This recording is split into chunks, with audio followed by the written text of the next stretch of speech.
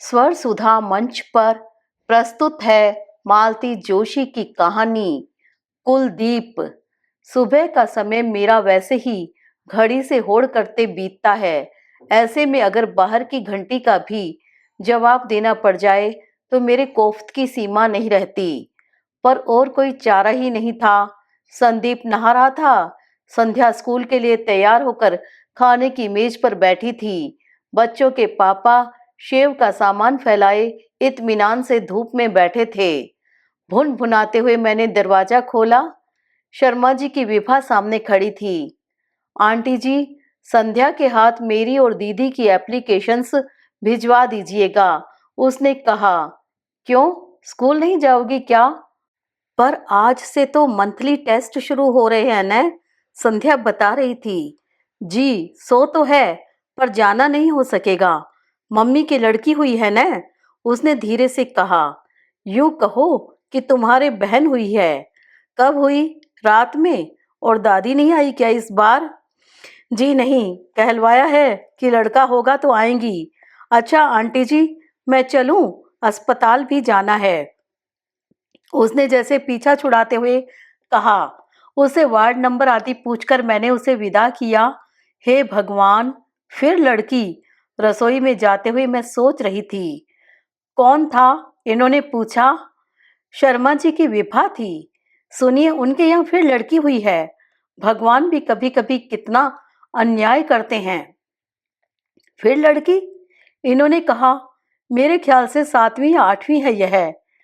Anyway, दफ्तर में condolence तो करनी ही पड़ेगी। छी, क्यों बुरी बात कहते हैं? मैंने इन्हें झिड़का, पर खुद मुझे ही हंसी आ गई। आज शर्मा जी पर मातम छाया होगा, इसका मुझे भी पता था। पिछली बार का अनुभव जो था, दोपहर में उनके घर जाकर पूछताछ कराना, पड़ोसी जो हैं, साथ ही बुढ़िया की रनिंग कमेंट्री भी सुनती आना। इन्होंने कहा। सुनिए, वह आई नहीं इस बार। कहती है लड़का हुआ तो आऊंगी। भला यह भी कोई बात है? मैंने शिकायत के स्वर में कहा। बिल्कुल ठीक बात है। इन्होंने जोर से प्रतिवाद किया। 60 से ऊपर हो चली है बेचारी, पर बेटों को परवाह कहाँ है। बेचारी रोटेशन में तीनों बहुओं की चूल्हा चक्की संभालने पहुंच जाती है। उसने प्रोटेस्ट नोट भेजा है। एक करारा सा जवाब मेरी जबान पर आया था कि संध्या ने रसोई से रोटी के लिए चीखना प्रारंभ किया। इतना गुस्सा आया। वो शर्मा जी की आभा विभा देखो, पूरा घर संभालती हैं, दोनों वक्त का खाना बनाती हैं, छोटी बहनों की देखभाल करती हैं, और एक हमारी राजकुमारी देखो, हाथ से रोटी भी उठाकर नहीं ले सकती। तुम भी शर्मा जी की मिसेज की तरह उसे सीखने का चांस दो, इन्होंने शरारत से कहा। पर मेरा तमतमाया चेहरा देखकर एकदम सीरियस होते हुए बोले। अरे भाई, उसका दोष क्या है? तुम उसे सीखने दो तब ना। खुद ही दौड़ दौड़ कर सारा काम करती रहोगी, कभी एक प्याला चाय भी तो अपनी लाडली को बनाने नहीं देती। इनकी बात सुनकर मेरा पारा कुछ नीचे उतरा। सचमुच ही मुझे लड़कियों से इतना ज्यादा काम लेना अच्छा नहीं लगता। सोचती हूँ, खेलने खाने के दिन है उनके, अभी से उन जिम्मेदारियों से क्यों लाद दूं जिससे सारी जिंदगी निपटना है। शर्मा जी की गृहस्थी देखती हूँ तो बड़ा तरस आता है। बेचारी लड़कियां रात दिन जुटी रहती हैं। मिसेस शर्मा सुबह स्कूल में पढ़ाने जाती हैं, दोपहर में आराम करती, जो उनकी निरंतर गिरती सेहत के लिए जरूरी है।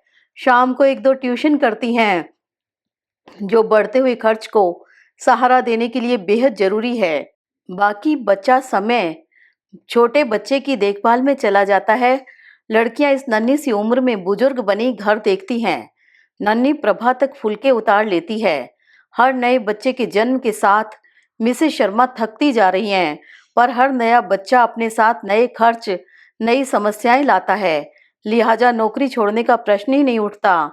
दोनों पति पत्नी आधुनिक हैं, सुशिक्षित भी, पर एक पुत्र का जन्म जैसे दोनों के जीवन का सबसे बड़ा प्रश्न, सबसे बड़ी चुनौती बन गया है।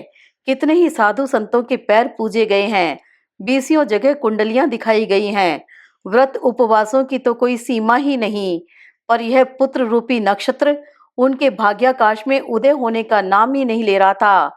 मानो उनके धैर्य की परीक्षा ले रहा था। शाम को उन्हें देखने अस्पताल जा रही थी तो यही सब मन में उठ रहा था। अनायास ही अपनी एक बुआ जी याद हो आई। पूरी 7 कन्याओं के बाद घर में 2 पुत्रों का जन्म हुआ था। इन बेटों के लिए कितनी मिन्नतें मानी गई थी, कितने नेम व्रत किए गए थे, उनका कोई हिसाब ही नहीं था। वे बच्चे मानो माता पिता और बहनों में पल रहे थे। उनको जरा सी धूल तक कोई नहीं लगने देती। इतने लाड प्यार में पले थे बच्चे। जब बड़े हुए तब ढंग से पढ़ाने लिखाने का भी साधन घर में नहीं था। बचपन में 5 साल तक मांग कपड़ा पहनाने की बुआ जी ने मान ले रखी थी। वही मानो इनकी नियति बन गया, क्योंकि घर का सब कुछ एक एक कर लड़कियों की शादियों में स्वाहा होता चला गया। जब भी उन दोनों के मुंह से माता पिता का उल्लेख सुनती हूँ तो उसमें तिरस्कार और कटुता ही होती। बुआ जी का जमाना तो फिर भी अच्छा था, पर आज इस महंगाई के युग में इतनी बड़ी गृहस्थी पालना सोचकर ही मन कांप उठता है। अस्पताल पहुंची तो देखा वार्ड खचाखच भरा हुआ है। मिसेस शर्मा के स्टाफ की महिलाएं हैं, पड़ोस की भी करीब करीब सारी ही हैं। मिसेस शर्मा रो रही हैं, जनता उन्हें धीरज बंधा रही है, आगे के लिए आशा दिलाई जा रही है, नए ज्योतिषियों के पत्ते दिए जा रहे हैं, कारगर ताबीजों का सुझाव दिया जा रहा है, कुछ तीर्थ स्थान की सिफारिश की जा रही है। नवजात बालिका उपेक्षित से झूले में पड़ी है। बड़ी लड़कियां सूखा मुंह लिए इधर उधर खड़ी हैं। उन्हें जी भरकर कोसा जा रहा है। खासकर बड़ी तो अपने साथ पूरी सेना ही लेकर आई। सारा वातावरण इतना वितृष्णा उत्पन्न करने वाला था कि मेरा तो दम घुटने लगा। इसी बीच मैंने आशा को आंखें पोंछते देखा तो मुझसे रहा नहीं गया। मैंने कहा, देखिए, आपको लड़कियों के सामने इस तरह की बातें नहीं करना चाहिए। लड़कियां इससे अपने आप को अनचाही महसूस करने लगती हैं। आखिर यह किसी के हाथ की बात तो है नहीं। मिसेस शर्मा तो एक सांस लेकर चुप हो गई, पर शेष महिलाओं ने मेरी और इस तरह देखा कि मैंने वहां से चल देने में ही कुशल समझी। सड़क पर आकर मैंने खुलकर सांस ली। उस खींच भरे माहौल से बाहर निकलने पर इतनी राहत मिली थी। सोचा अब जाते हुए सब्जी लेती चलूं। मार्केट में एक परिचित महिला से मुलाकात हो गई। उनके पति पिछले साल बच्चों को पढ़ाने के लिए आते थे। उन्होंने घर चलने का बहुत आग्रह किया। मन नहीं था, पर उनका अनुरोध भी टाला नहीं जा सका। छोटा सा घर था, पर खूब साफ सुथरा। हर चीज करीने से लगी हुई। रसोई घर के चमचमाते बर्तनों से लेकर दरवाजे पर लगे साड़ी के पर्दों तक सब चीजें गृहिणी की दक्षता का परिचय दे रही थी। उनकी तीनों लड़कियां साफ कपड़ों में लेकिन बड़े प्यारे फ्रॉक्स पहने हुई थी। लड़कियों को प्यार करते हुए मैंने पूछा, कपड़े आप घर पर ही सीती हैं? उन्होंने कोने में रखी सिलाई मशीन की ओर इशारा किया। अनसिले कपड़ों का ढेर था उस पर। थोड़ी बहुत बाहर की भी सिलाई कर लेती हूँ।